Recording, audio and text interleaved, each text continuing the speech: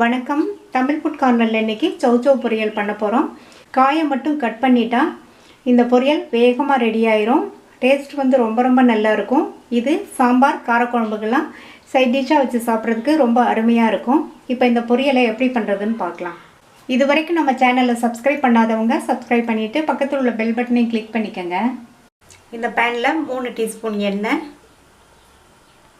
எண்ணெய் சூடாயிடுச்சு. அதில் அரை டீஸ்பூன் கடுகு, 1 டீஸ்பூன் கடலைப்பருப்பு, 1 டீஸ்பூன் உளுந்தம்பருப்பு எல்லாத்தையும் நல்லா பொரிய விட்டுறலாம். பருப்போட கலர் லைட்டாக மாறி வரும்போது கருவேப்பிலை சேர்த்துக்கலாம். அடுத்து கருவேப்பிலை சேர்த்துக்கலாம். 1/4 கப் அளவுக்கு பொடியாக கட் பண்ண சின்ன வெங்காயம். உங்கள்கிட்ட எந்த வெங்காயம் இருக்கோ அதை சேர்த்துடுங்க. சின்ன வெங்காயம் இருந்தால் டேஸ்ட் ரொம்ப நல்லாயிருக்கும். 2 பெரிய பூண்டை கட் பண்ணி வச்சுருக்கேன். அதையும் சேர்த்துட்டு வதக்கிக்கலாம். வெங்காயம் சேர்த்து ரொம்ப நேரம் வதக்க வேண்டியதில்லை, லைட்டாக வதக்கினா போதும். 1/2 கிலோ சௌச்சௌவை கழுவிட்டு தோல் சீவி கட் பண்ணி வச்சுருக்கேன்.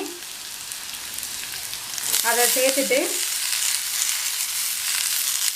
எண்ணெயிலேயே 1 நிமிஷம் போல் வதக்கி விட்டுக்கணும்.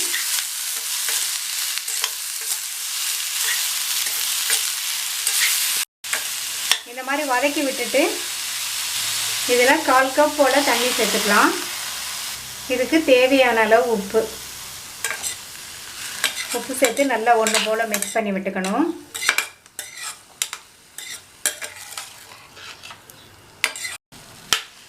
சௌச்சௌ நீர் காய்ங்கிறதுனால இந்த அளவு தண்ணி சேர்த்தா போதும். 1/4 கப் அளவுக்கு சேர்த்துருக்கேன். இப்போ மூடி போட்டுடலாம். இந்த சௌச்சௌ நல்லா சாஃப்டாக வெந்து வரட்டும்.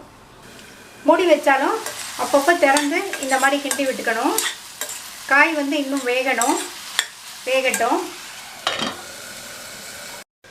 பொரியலில் சேர்க்குறதுக்கு இந்த மிக்ஸி ஜாரில் 2 டேபிள் ஸ்பூன் தேங்காய் துருவல், 2 பச்சை மிளகாவை பொடியாக கட் பண்ணி வச்சுருக்கேன். அதை சேர்த்துட்டு அரை டீஸ்பூன் சீரகம். இந்த பொரியலுக்கு 2 பச்சை மிளகாய் காரம் கரெக்டாக இருக்கும். நீங்கள் உங்கள் காரத்துக்கு தகுந்தபடி சேர்த்துக்கங்க. நான் பச்சை மிளகாவை கட் பண்ணி சேர்த்துருக்கேன். இந்த மாதிரி கட் பண்ணி சேர்த்தோம்னா தேங்காய் துருவலோடு அது ஈஸியாக அரைபட்டுரும். இப்போ இதை தண்ணி சேர்க்காமல் குறப்பாக அரைச்சிக்கலாம்.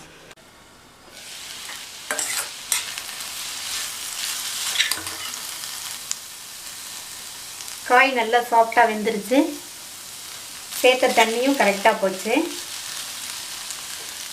இதில் நம்ம அரைச்ச அந்த தேங்காவை சேர்த்துடலாம். நல்லா ஒரு தடவை மிக்ஸ் பண்ணி விட்டுடலாம். இந்த சௌச்சௌ பொரியலை நம்ம ரொம்ப வேகமாக செஞ்சிட்டோம். டேஸ்ட்டும் ரொம்ப சூப்பராக இருக்கும். நல்லா மிக்ஸ் பண்ணி விட்டுட்டு இதில் கடைசியாக கொத்தமல்லி தடவி தூவிடலாம். நல்லா ஒரு தடவை மிக்ஸ் பண்ணி விட்டுடலாம்.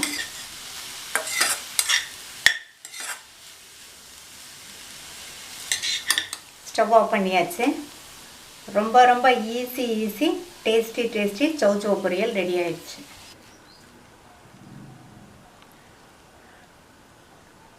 இந்த ஈஸியான டேஸ்டான சௌச்சௌ பொரியலை ட்ரை பண்ணி பார்த்துட்டு உங்கள் கமெண்ட்ஸ் சொல்லுங்கள். தேங்க்யூ.